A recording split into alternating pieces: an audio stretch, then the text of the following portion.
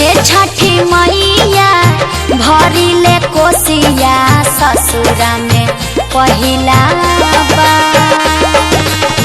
हमरा सजना जी के जुड़े तू रखी हा जुड़ौले परिवार।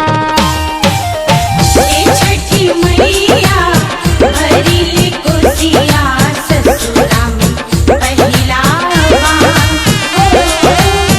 हमरा सजन जी के जुड़े तू रखी हा जुड़ल परिवार।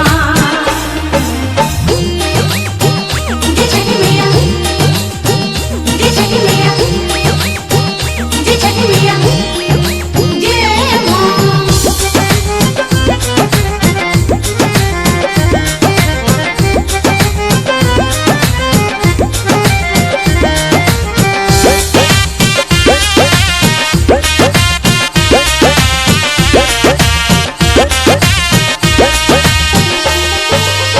पापा के जैसन ससुर जी मिलले, मम्मी के जैसन सास हो, दीदी के जैसन मिलनी दियादी, रही न कबहू दास हो।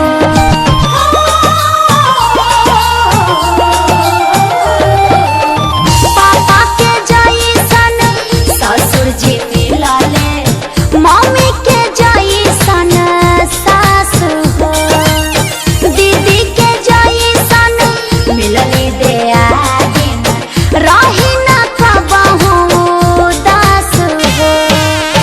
जाने ली ननद का कहीं के तना कइलू जिंदगी उधार। हे छठी मैया